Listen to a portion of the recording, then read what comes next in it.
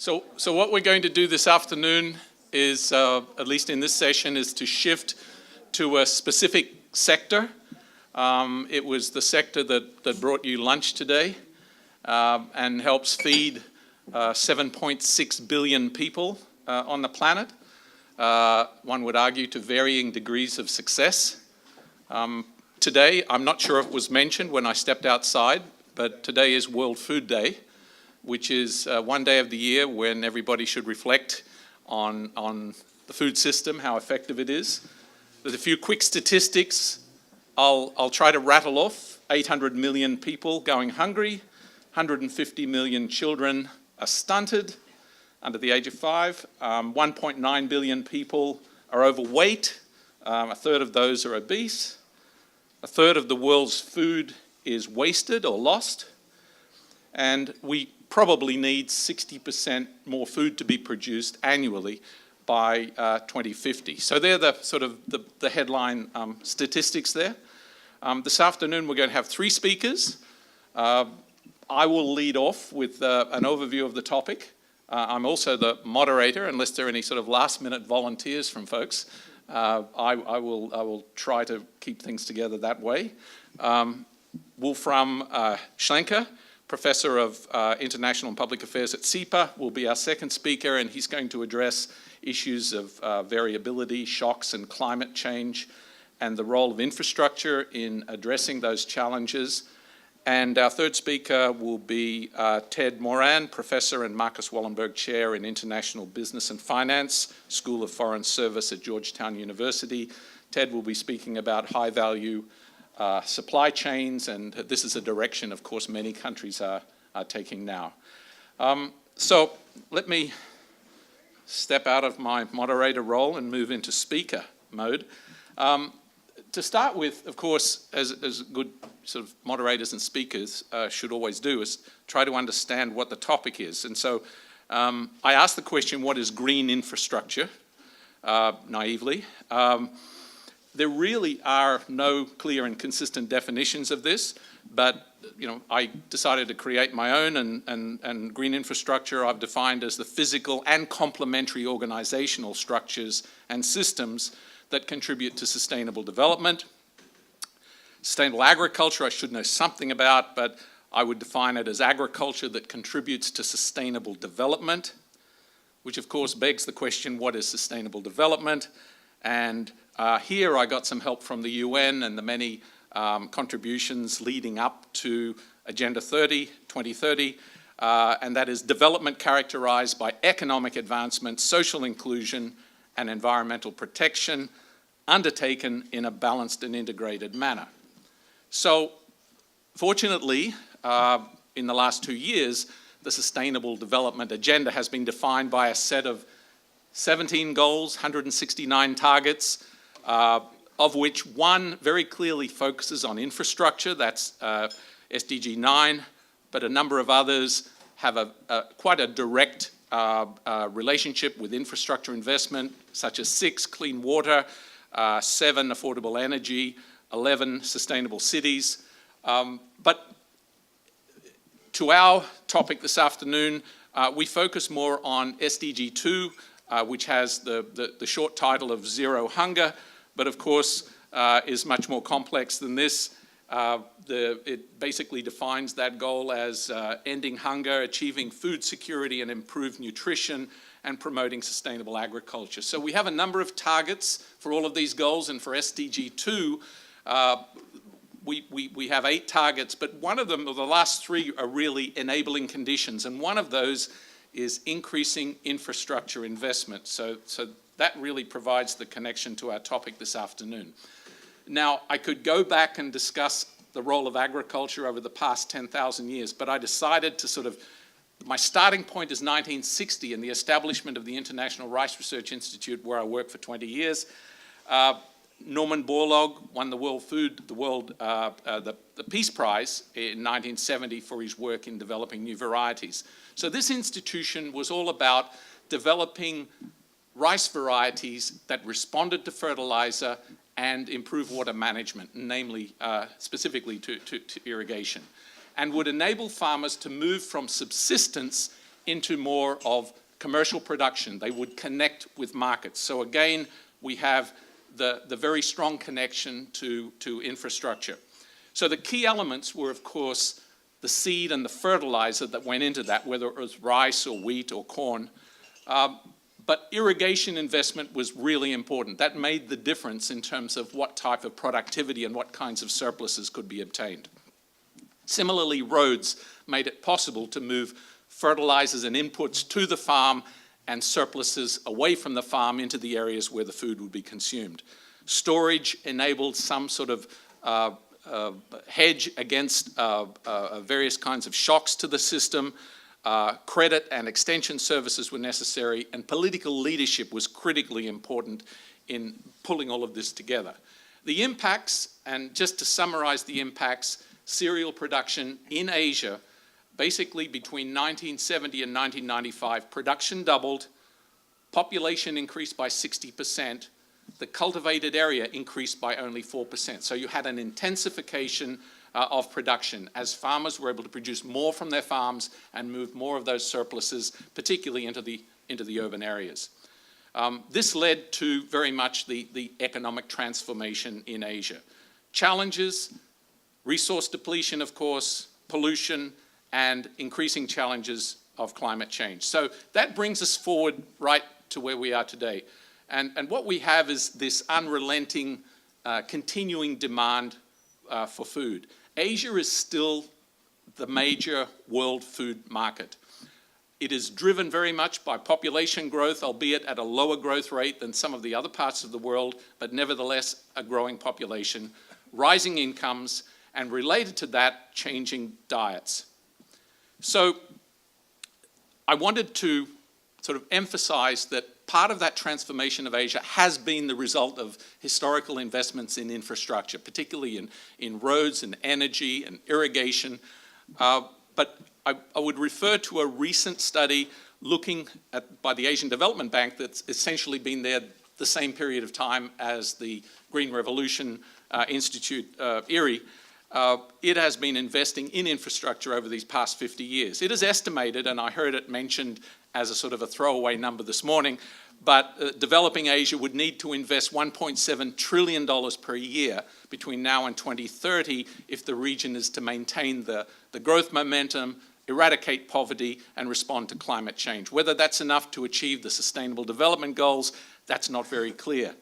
But I think what's important, and myself and a couple of other colleagues have been working closely with the ADB over the last 12 months, what we've concluded is that financing, dollars, are not sufficient.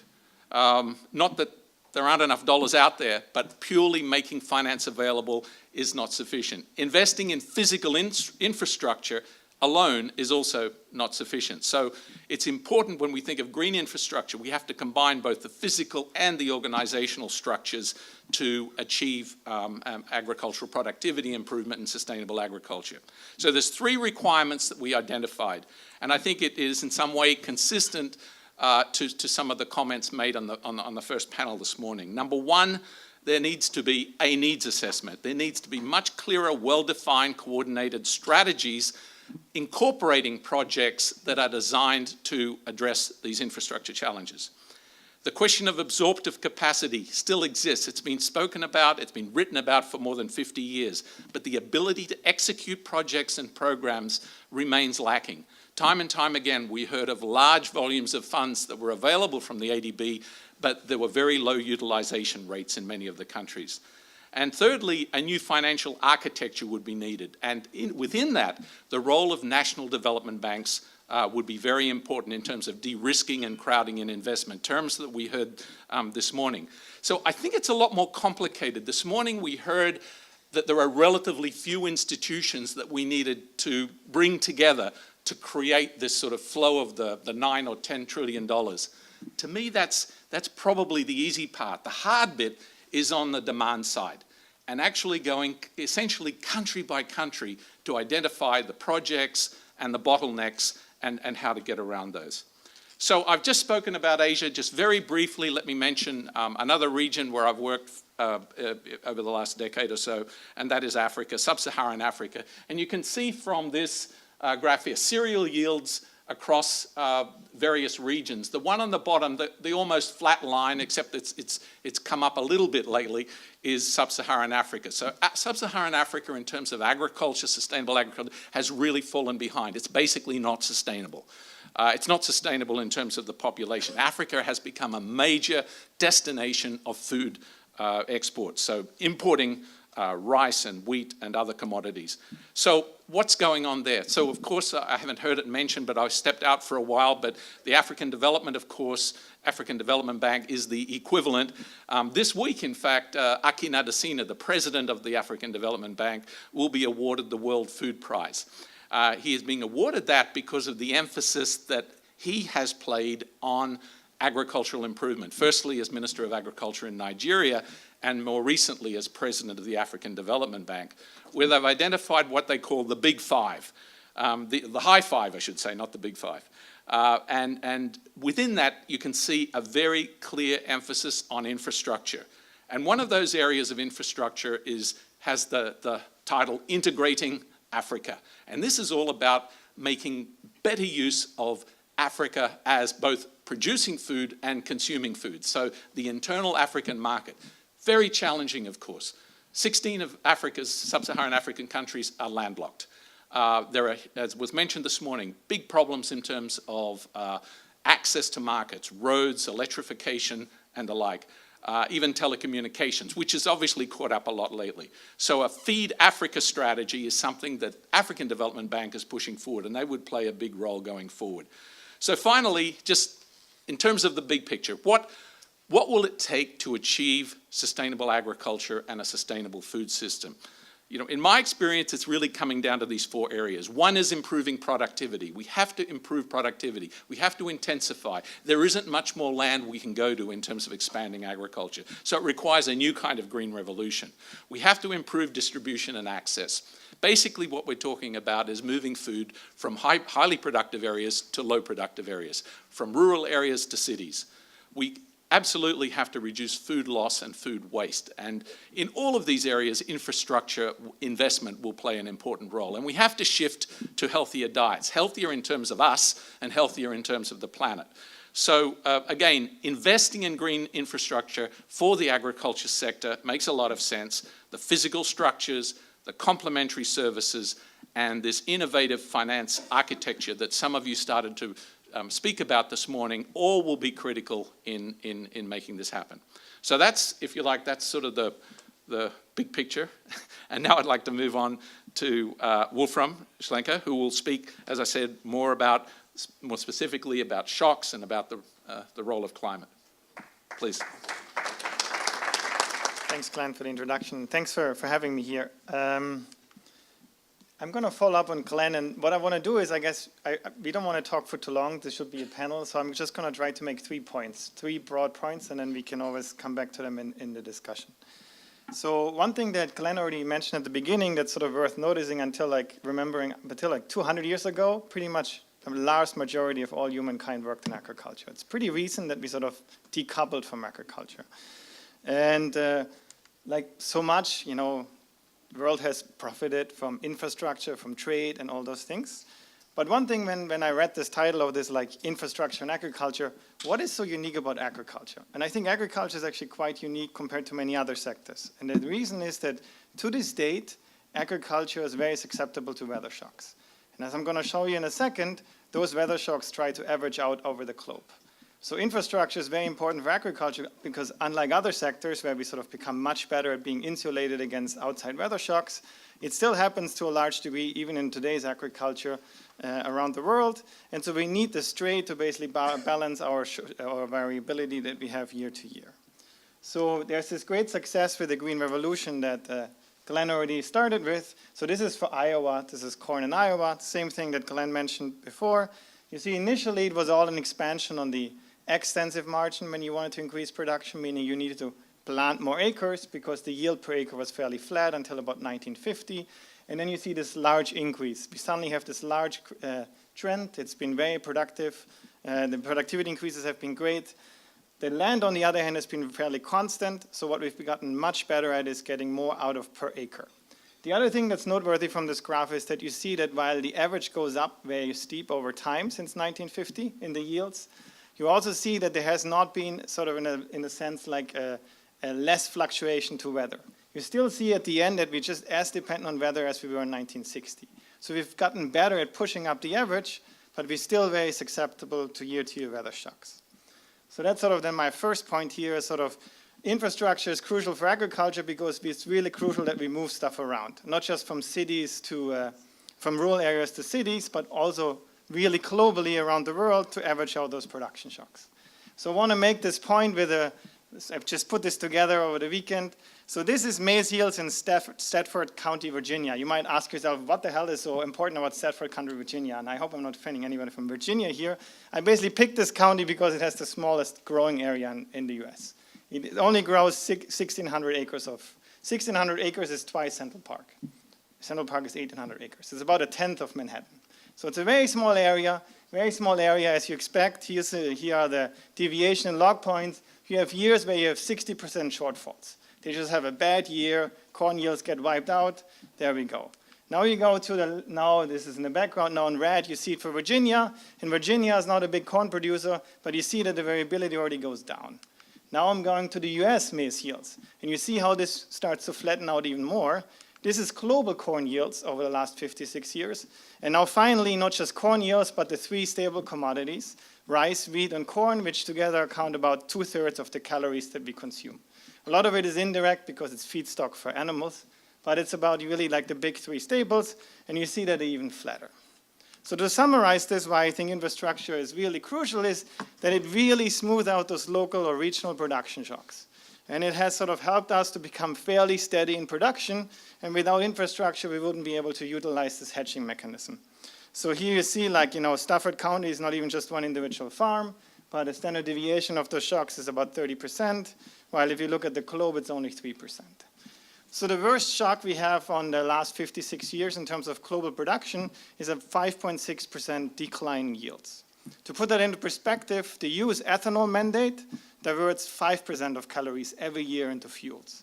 So we're putting more and more strains on this agricultural production system, and these little shocks can have very big price effects. Demand is super inelastic, so even though the worst shock is 5.6% on a global scale, prices can easily double if it's like a bad year, because we're so inelastic. So this hedging is crucial. There's a big movement for local food. It's all good if you want to be sort of limit the transportation costs, but if you think about a bigger system, it's actually important for basic commodity needs that we have global trade to sort of hedge those things. So again, infrastructure is crucial to hedge this out. It's global insurance. And the nice thing that's also, I don't have much time now too, is if you look at a lot of developing places like Africa, we often have pretty strong monopoly power of certain intermediaries. And so having better infrastructure or better storage that Glenn already alluded to earlier can sometimes help break the monopoly power of those people who buy from them. So that would help the farmers a lot there too in those kind of investments. The second point I want to then do is telling you how important this trade is to sort of look forward with climate change. So again, now putting in soybeans as the fourth big one together with corn, wheat, and rice. I think one thing that's sometimes underappreciated is how big the US is in those markets. So this is basically a very simple graph. You look at the output for those four commodities, you multiply them times how many calories there is in a bushel of corn or a centigrade of rice, and then you add them all up and it tells you how many people you could feed. It's a very unbalanced diet. You don't want to just eat maize, corn, and nothing else. But it's just sort of to make it in a unit that's more intuitive, which is billion people. So you see how the global production of those four commodities have been going up very steadily over time. You also see what I just mentioned before, which is that at the bottom, the first three are fairly smooth. And again, it's because individual shocks average out. The top one is maize, and you see the maize is the most zigzaggy. The reason why it's most zigzaggy is because the US share of maize is 40%, and it's all grown in the Midwest, and it has the same weather shocks. So we don't get this averaging out that we get with other ones. And so the US is a big driver. The thing to note, though, here, I guess what I want to drive down is that 23% of those basic commodity calories come from the United States right now. It's almost like a quarter. They have a humongous market share. They really have the biggest effect on world prices. With climate change, we are predicted to see quite a significant decline in the yields from the US. And this is sort of then the second thing is, given that we have one of the biggest producers potentially suffering very devastating declines in yields, we sort of need to look about where the production is going to shift in the future. And we should sort of incorporate that in how we're going to then ship the stuff around. So the declines here, they mainly come because more and more studies sort of find that extreme heat is the predominant driver that drives down maize yields, for example, or soybean yields. And with climate change, we're predicting to see much more of those extreme temperatures. So that's going to really, we have like about 7% losses per each degree warming. That's sort of the last consensus estimate that came out of AgMIP for wheat. So if you think about 2-degree warming, which a lot of people already don't think now is available, is achievable, we basically would get like a 14% decline.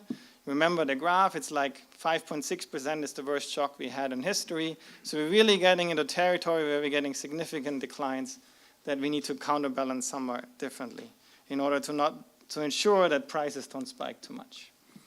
So one way we could do that is basically expand yields where they're currently below what the potential is. So this is from a Nature article by several authors. It's a map around the globe that just shows you how close the yields that we observe are to what they think is sort of possible given the climate, the soils, and everything in a particular place. And one thing you notice here is the US is like really green, it's close to 100%, but the really underperforming channel, and it sort of goes back to the graph that Glenn just showed you with sub-Saharan Africa, it's very red in sub-Saharan Africa. So a lot of those places could potentially really increase their yields and catching up, and that would sort of counterbalance some of the negative effects you're predicted to see from climate change. In a way, it might even be a chance for like development there, because if climate change is limiting the role of some of the big players and driving up prices by decreasing supply, it might give an added incentive to invest in sort of new technologies there. This is from the same article where they try to sort of show about, you know, the yield gap, where it comes from.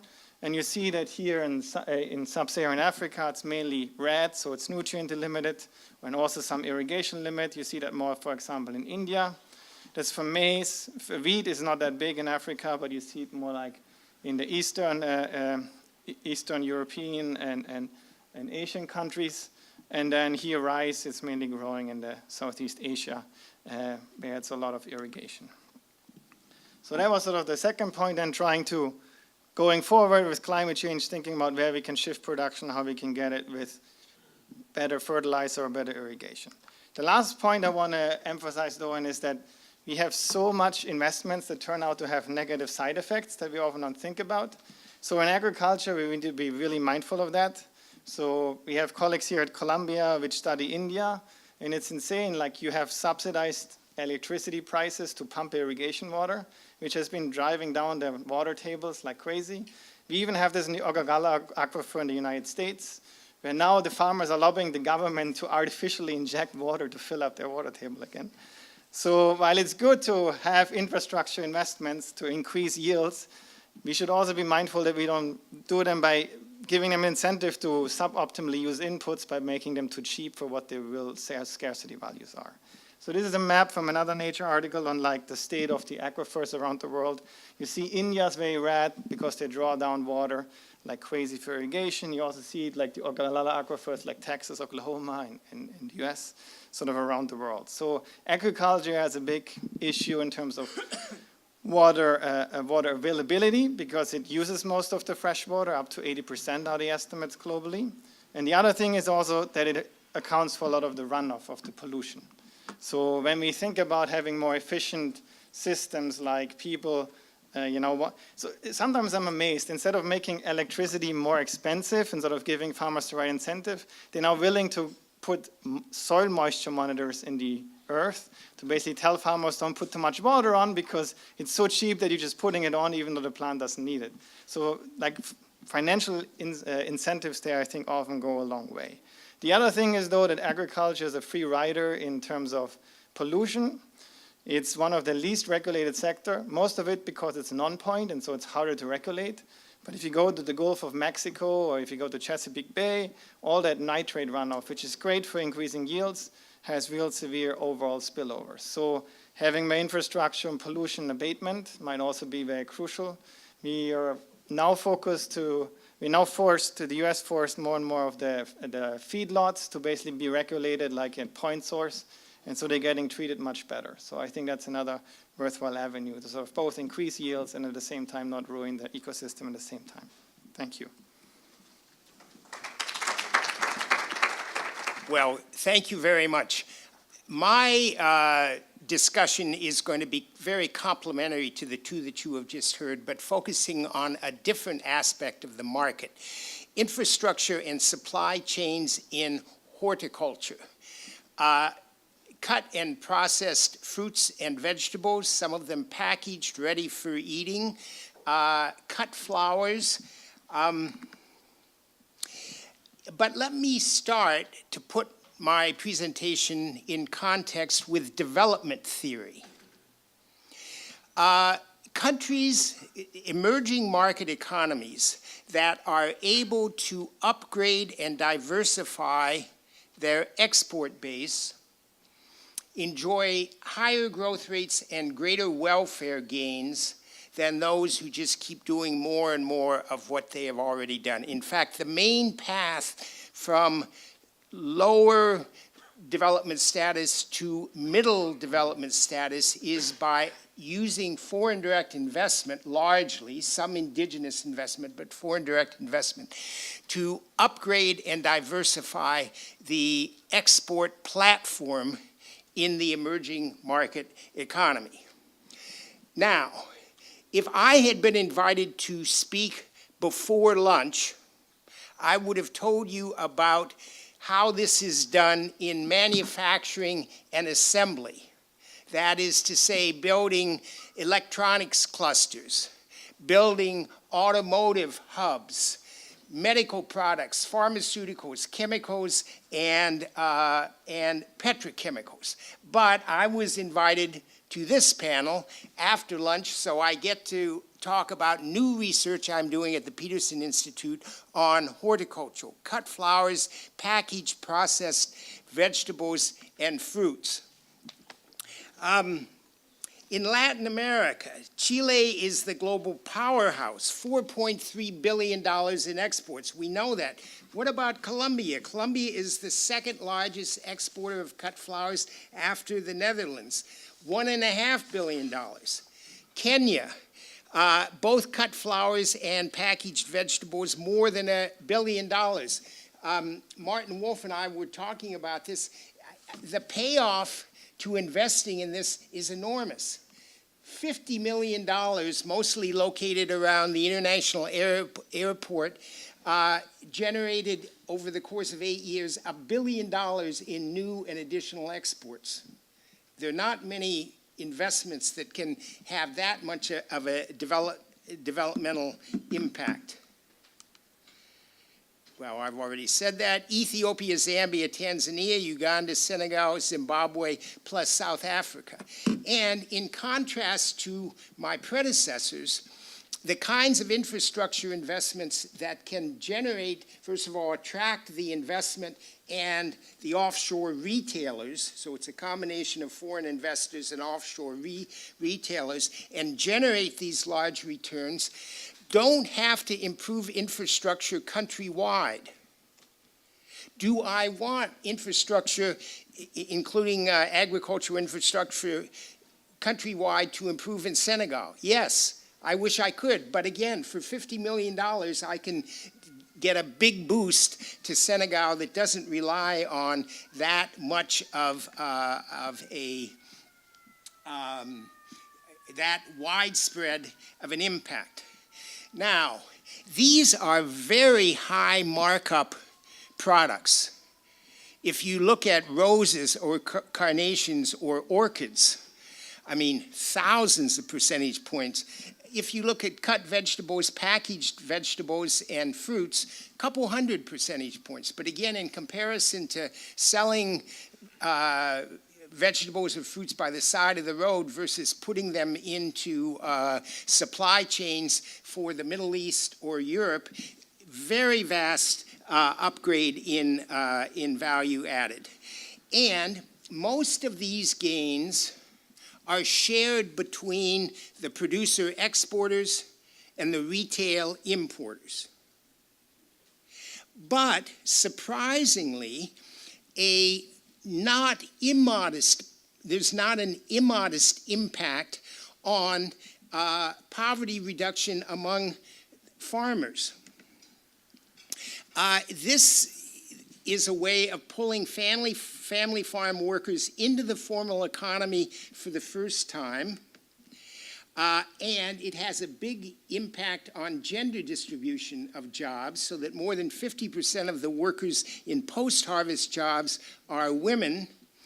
And in contrast to other kinds of jobs, because you have to have precise tracing of pesticide use, insecticide use, and quality control, you have to train the workers. I mean, this is not benevolence, but so this puts actually a premium on longer-term employment too. The World Bank has done surveys that this moves both men and women, but in particular women, out of contract labor and into longer-term labor, because you've got to invest in them and you don't want to lose them, and you don't want to constantly retrain people in the packaging and the tracing, et cetera. Now, this is not all a fun story. There are some negative outcomes. Contract and migrant workers may live in squalid quarters, and there are serious health and safety issues from improper pesticide use. The World Bank, again, and the African Development Bank have done surveys, and sometimes people don't wash their hands, they don't take showers after they've spent the whole day with pesticides, et cetera. So there are regulatory issues that are very important. But, so, I guess I've already given away my key. The creation of horticulture supply chains requires efficient infrastructure and corruption-free exports. So it can't happen unless you have good concentrated infrastructure from farm to factory near airports. Doesn't have to be the capital airport. There's interesting experiments with regional cities and regional airports. Well, I've already said the producer exporters in Kenya have large packing facilities within the airport complex, and it can go to the farm to the final store in the UK in 72 hours with a crucial 24 to 48-hour turnaround time in the emerging markets. Now, my final point is supply chains in low-skilled manufacturing and assembly, think garments or footwear, can create a race to the bottom in working standards. Martin, I think this next point will be of particular interest to you. Supply chains in horticulture contribute to a race to the top among potential countries in the developing world. Once you get into the horticulture supply chains, you have to improve your doing business indicators to attract the investors. Then you have to upgrade your infrastructure. Then you have to have efficient investment promotion agencies. The IFC is putting all of these kinds of things together in a package. And then you have to have public-private partnerships working with the retailers or working with the investors for the farming techniques, for the appropriate pesticide, insecticide, fertilizer use, so that this whole comes as a package and it constitutes a race to the top. So among African countries, among Central American countries, among Latin American, among other, in the Philippines or in Indonesia, you find a race to the top in all of these categories. Oh, well, so here is the plug. There is a big role for external assistance in improving infrastructure. Again, the multilateral development banks have a role to play, but increasingly the private sector does too. Thank you.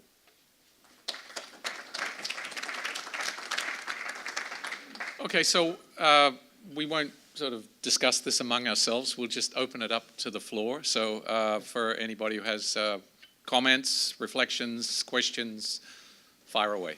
Thank you to all three panelists for being extremely clear and to the point.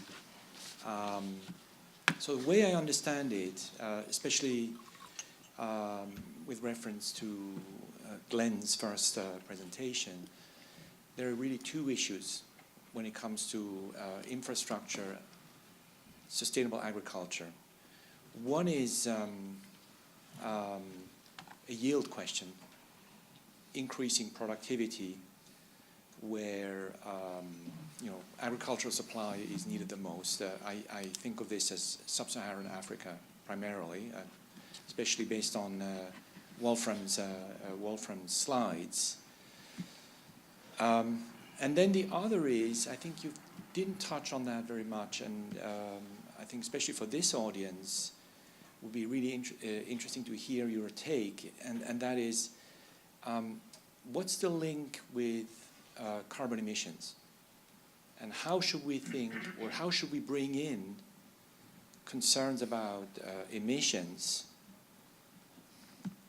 and the emissions side of sustainable agriculture? And is there a conflict?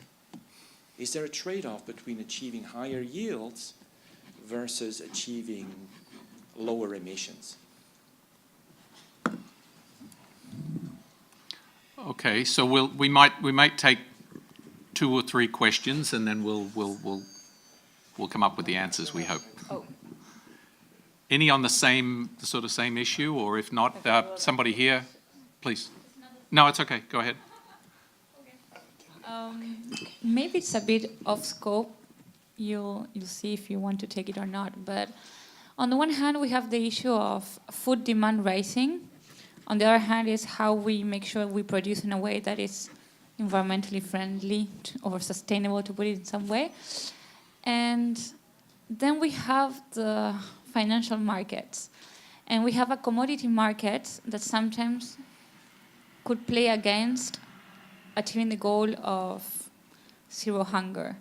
I don't know if that's something we can discuss a little bit or not, but maybe sometimes I see the numbers and are a bit aggregated. X amount of population, this is the amount of yields you need to get X amount of nutrients or food in general.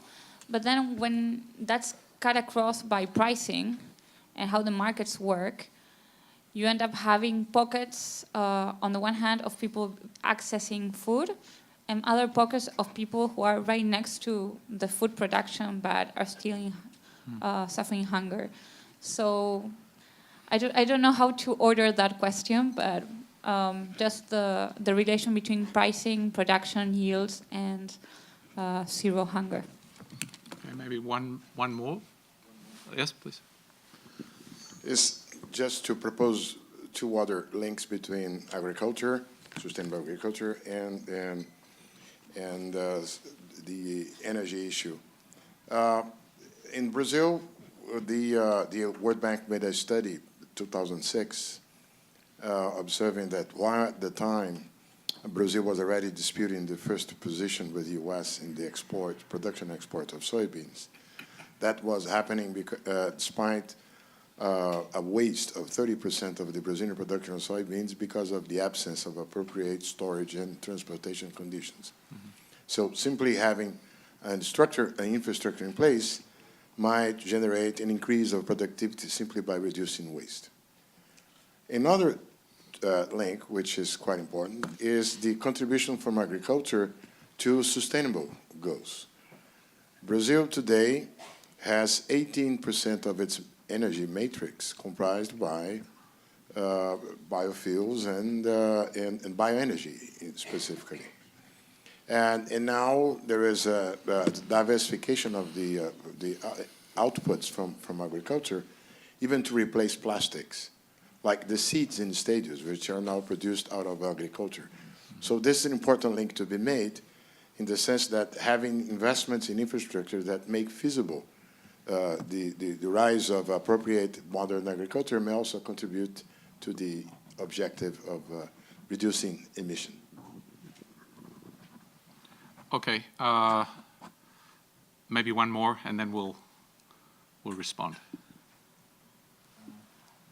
Just stand up, make it loud. Okay, thank you. Most of the arable land available around the world is in Africa.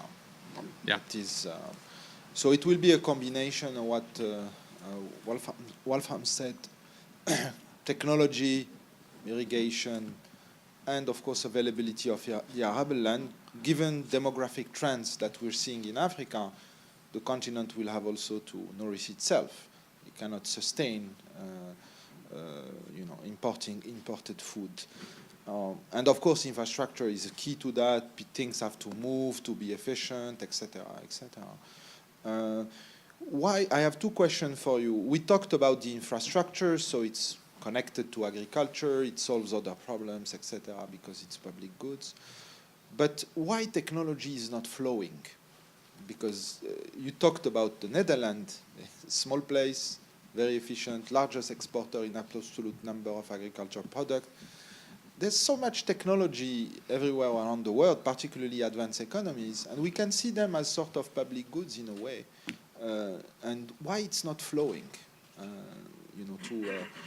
to Africa? And some of it is, we have large commercial farms, etc. I can think of Morocco, we have high-tech exports of tomatoes, etc. It's high capital intensive. But there's another level of technology for small family agriculture, and it's not flowing. There's a failure. And here again, academia has a role to play. A lot of the research is done in academia, in advanced economies, so there is some way a failure there. Okay, as moderator, I could just pass all these on to my co-speakers here, but... You spoke about agriculture. Okay, I thought we all did. So let's, at least I'll try for the first one, and yes, absolutely, agriculture and climate change and carbon emissions, agriculture is a major contributor, depending which numbers one uses, anything up to about 30% or so in total of greenhouse gas emissions. So, around half of that is directly generated from agriculture, and the rest is indirectly generated through deforestation and land use change. So, I think that, on a global level, there's no question about it. Agriculture has to be part of the solution. I leave it to the economists to put in place what kinds of incentives and penalties need to be there in order to make that happen. Certainly, when it comes to the deforestation part of it, I think a critical element of that is the need to intensify production. And I think there's been some very good research that's identified ways in which intensification, getting more product per hectare or acre, can be done in ways which minimize, if not eliminate, the additional sort of amount of carbon that's generated. I mean, there's systems such as conservation farming, zero tillage and the like, which is spread widely in the world for a number of other reasons. It wasn't done in order to address climate change. It was done to save money and save energy, but it's having sort of positive impacts. And I think, that sort of brings us to the question of technologies, and the challenge is to move a number of these high potential technologies to other parts of the world, including Africa. And I think the reason why, there are a number of reasons, of course, why agriculture in Africa has relatively low productivity. Infrastructure is part of that, but I think, having spent 11 years there and moving around the countries, one of the things that I could see was the local capacity to absorb and adapt new technologies. It is not only not improving, it's gone backwards from where it was in many of these countries 30 years ago when I first started going to Africa.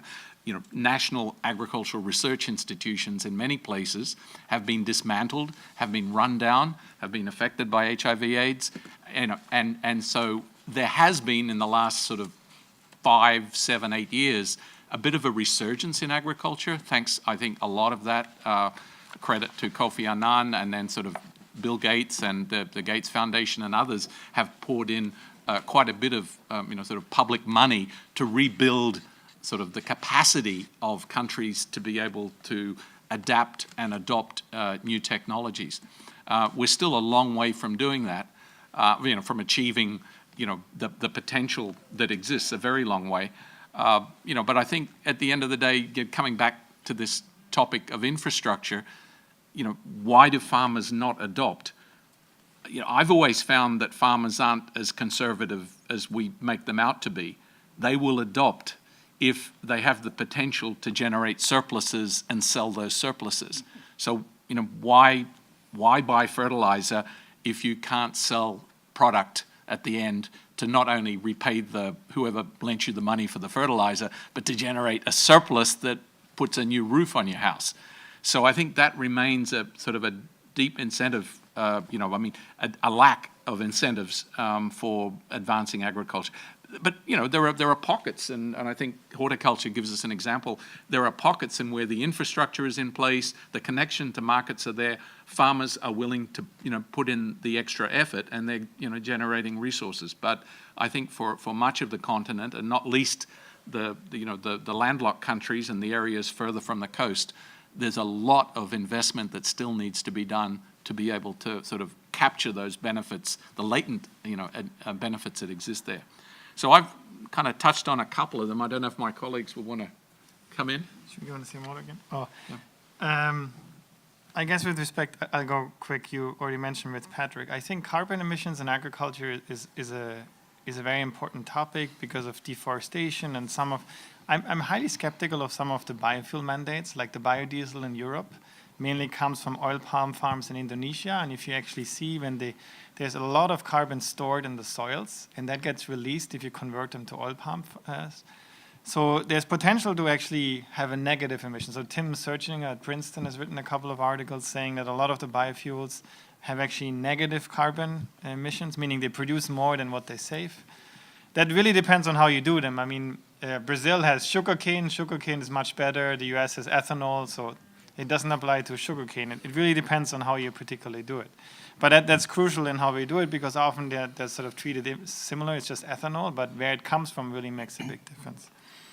And I think there's also good new innovative ways in trying to pay forest owners not to deforest. There's been a new experiment that was just published in Ghana where they paid forest farmers. It's very little. It turned out to be about $2 per ton of carbon saved per year, which is much lower than what we usually see on the exchanges to not deforest. So I think there's innovative ways to make sure that agriculture doesn't creep into forest areas and release a lot of carbon, and we can sort of utilize them.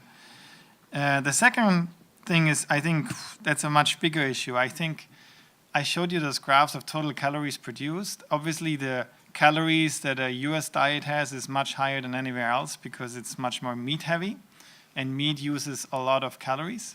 So the standard mechanism would be, okay, that should just be reflected in the price. And so meat should be much more expensive than other calories. So the former head of the IPCC said the best thing we can all do is become vegetarians. The problem with that is that a lot of people live on $1 a day. And if the same graph I showed you for the total calories produced, you can actually also plot the cost of a 2,000 calorie per day diet. It's something around $150. Now for the United States, if it goes from 150 to 300, you might feel it. If you go to the supermarket, it's not a big deal. If you live on $1 a day, it's basically from half your budget to all your budget. So if we advocate those free market signals here, the problem becomes is we have a certain fraction of the population that is creeping up against their budget constraint. And then, so how do we solve this? But this is like a much bigger problem of sort of inequality. It's not just unique to agriculture, but I completely take the point where sort of the standard arguments we usually throw at how we solve those, if we have scarcity, how do we solve it? Let's price it correctly. But if people have income that are not high enough to support what the basic needs are, then we sort of have to think about whether we do anything about that. About the technologies, I think it's sort of what Glenn said. There's some of it's infrastructure. I think some of it is also just access to innovative insurance products. So I'm going to advertise a new colleague, Jack Willis, for you having joined us at Columbia here. He's done an experiment in Africa and Kenya where instead of having crop insurance where you have to pay the premium up front, where you're liquidity constrained and then basically get a payout 6 months later, they basically offered a contract which is exactly the same except that you have to pay the premium at harvest, so you don't have the liquidity constraint anymore. And it jumped from like a participation of 10% to 80%. So they think there are still like liquidity constraint and other issues that could potentially be overcome by having innovative ways of giving them better access to sort of instruments. Because part of the problem, I think, why they don't want to adopt the high yield varieties is that they're sometimes more variable. So they have higher averages, but they also have a higher variance. And so you have a trade-off if you're a subsistence farmer. But if you have a good insurance product, you might be willing to take the risk. Do you want to say anything about the biofuel question?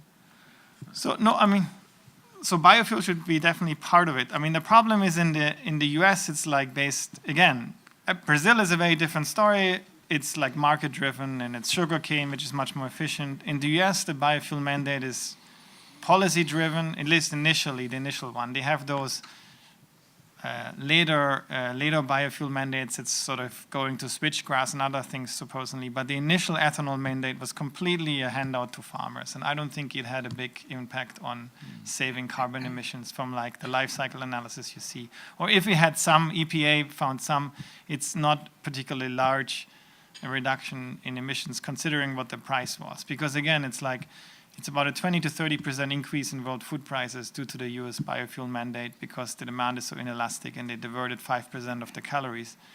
And it didn't have that much measurable of an effect. So I'm all for it as being a possible substitution, but like anything, we should price it correctly. And so we should really price how the biofuel is being generated. That would be my only thing. Well, let me make a very quick point on the technology transfer. I have looked at statistics showing where in emerging markets most vocational training is done. So I'm not talking about university education, I'm not talking K through 12, but vocational. And by far, it's done for urban industrial skills, not agricultural extension or model farm kind of skills. Where it is, if you take Chile, for example, there's much more vocational training in agriculture and agribusiness than there is in urban industrial skills in Chile. Similarly, in Colombia, and you get a huge payoff. Yes, farmers pick this up, and in fact, most of the cost-benefit analysis of agricultural extension services are very promising. They're just not done, or they're not demanded in most of the third world. And let me conclude by urging you to therefore ask Karim to answer his own question, because OCP actually has a quite innovative program on fertilizer use, not just selling fertilizers, but how to adapt them, how to not over-fertilize throughout Africa. So put him on the spot and get him to talk about OCP. Are you sure? Yeah. Anyone else? Maybe I can add Go. something. Yeah. More on the public policy side. Mike. When we discuss with policymakers, you have to be aware that it is what keeps heads of states and government awake at night, because 85% of the workforce is in the agriculture. It's getting younger, the challenges of demography that we mentioned. So it is also the electoral base for those elected presidents, which most of them are in Africa. So it is there is appetite for answers at scale. So really, it is the time for a sort of green revolution in Africa. Some countries have excess water, some are in needs of water, but the combination of technology, the right input, not doing the big mistakes that were made elsewhere, etc. Once again, we can learn from the mistake. But I can tell you that you will find attentive ears at policymakers' levels on those issues and that's something people are ready to listen, and more than to listen, they are searching for solutions. And actually, as a think tank, and that's this is on TV. But we are getting requests for advisory on agriculture strategy and trying to provide answers, which means that the others that were used to provide those advice are not anymore maybe relevant. And I can tell you, I cannot mention the countries, but there's really appetite. And once again, I make the connection with you in academia, because we are here in the temple of academia, the best, we were told, the best in the US. So I think you have to go 1 mile further, closer to the field, experimenting, using, policy labs, testing policies in laboratories, going beyond standard research, which is great that ends up in journals, but you have to experiment, and you will find laboratories to do that. And I think it's you were in Africa, and I think it has changed. Agriculture was not an issue until 2008. Right. Food was there until the crisis, because let's not forget, Mr. Wolf mentioned the financial crisis, but there was also a sort of food crisis at that time, with prices skyrocketing and bringing in issues of social unrest, etc. So I think it's also what we are trying to do here. I mean, I'm moving a little bit the agenda maybe with under your control, Patrick, but it is also trying to go and create that dialogue with policymakers in a sort of different framework that's, I would say, policy lab, policy experiments, where you can have multidisciplinary approaches ranging from standard economic work all the way to design thinking and to nudge and to including behavioral economics, political science, etc. And there is scope, and we come to you, and that's an advertisement a little bit, but I come to you with that spirit, which we have a university and a think tank that are very closely linked, and this is where we incubate all that thinking. So, and that's. I think the response rate and the interest will be very, very strong. And I think once you're successful in a country, all the others will ask for that, I can tell you. They all look at each other.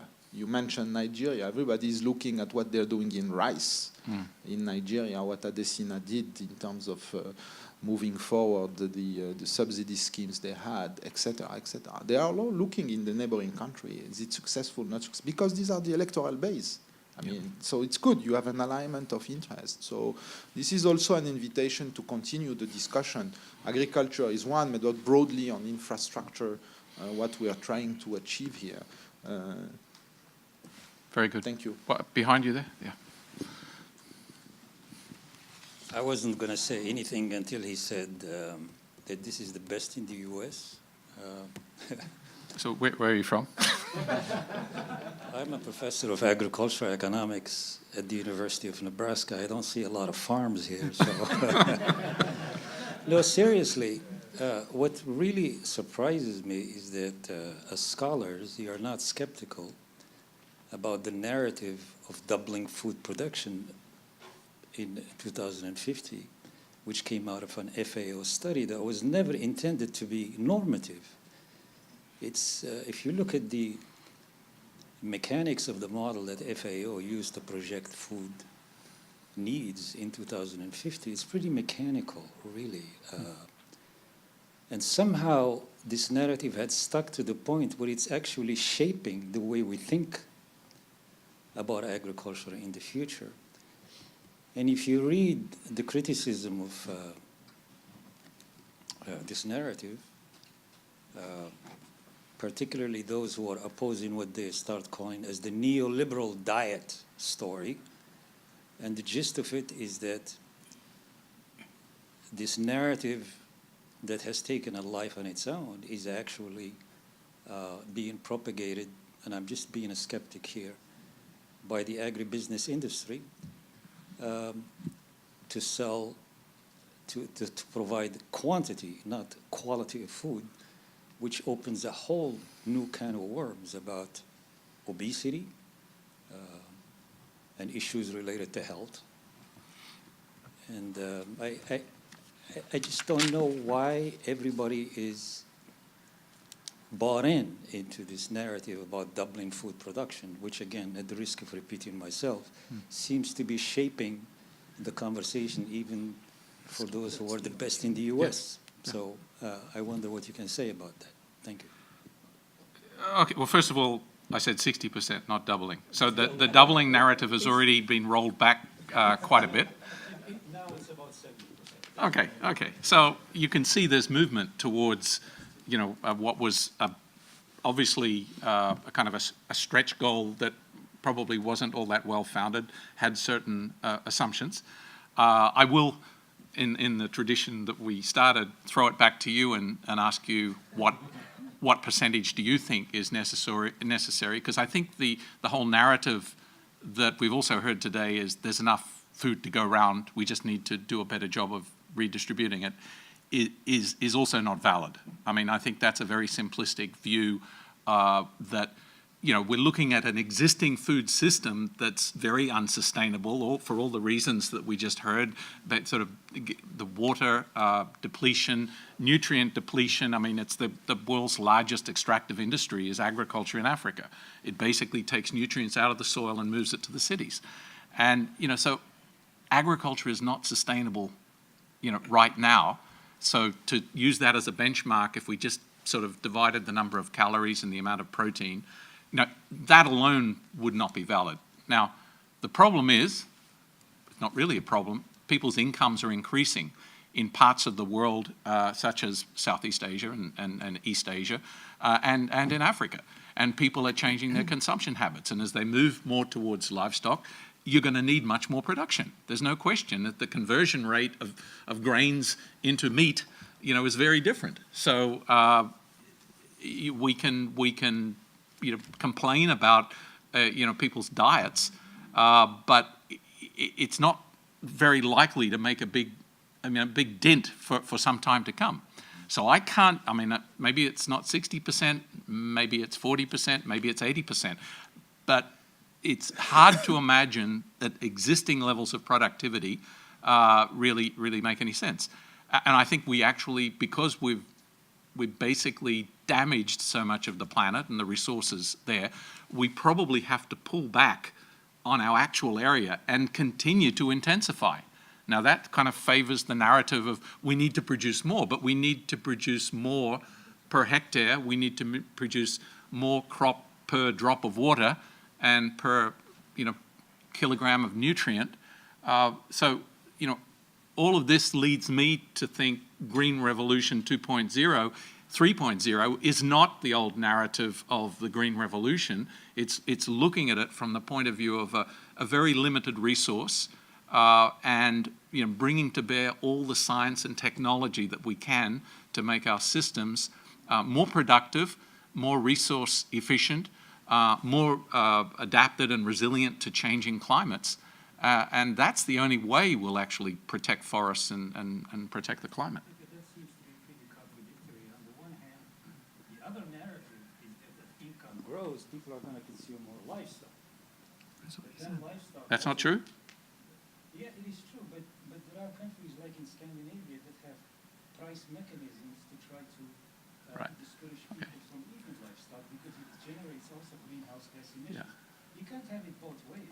On the one hand, you take it for granted that income growth is going to generate more meat consumption, but at the same time, we know that livestock is contributing probably 14 to 15% of greenhouse gas emissions. So there are many narratives, I'm just telling you, that we're buying into because they fit some norm that we are used to. Maybe we should reconfigure the food system. Have we ever thought about it?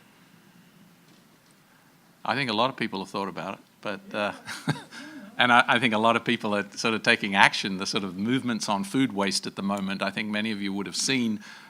There's really a lot of thought going into. There's even one of those goals, Goal 12, addresses the whole issue of food waste and food losses, responsible consumption as well as production. So I think there's a lot going on right now. I think the narrative is changing with sustainable development goals. And as people buy into those ideas, you know, we will think twice about a number of these areas. And, you know, I mean, Sweden can do a lot of things.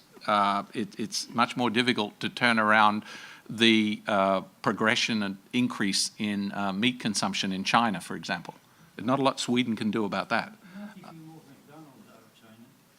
Okay, well, I think we should close that piece off. Anybody else have a comment? Go. Yeah. Just following up on Yeah. you, I think you mentioned to me that there's twice as many obese people as undernourished, right? Yeah. So I think that might not even be sustainable development that drives this, but there might be pushes from health aspects that push people to change their diets. No, it's happening. So it's happening. So I think it's not just caring about the planet. I think a lot of other forces are at work there that are also trying to rein down how much meat we consume. It's happening in rich countries. It's not Yeah. happening in poor countries. It's But still they're going still in the other before direction. that, yeah. There's not a country in the world, and still to this day, that has reversed the trend towards overweight. Not a single country. Okay? What is it supposed to mean? We're on the Titanic, I guess. I mean, it means demand is continuing to increase. Population is continuing to grow. Okay. Nebraska. All right. There's a lady. Yes, sorry. Go ahead. First of all, I really appreciate this discussion, working in responsible investment and ESG. My husband and I moved to a whole food, plant-based diet a couple of years ago. I went mainly for environmental reasons and realized the health benefits and the animal welfare benefits. And that's a topic, meat consumption, dairy consumption, that doesn't often come up in these discussions. So I really appreciate, and it can be, and I'm finding it can be an emotional discussion. And the one, I think, missing piece on the panel would be somebody on nutrition. I think that would have been an ideal contribution. But I just want to say, like, I eat primarily plant-based, well, almost 99% plant-based. I feel great. And I think it's really important that we can have these discussions. So thanks again. Okay, it's right on 3:30, so I think we'll close here. Thank you very much.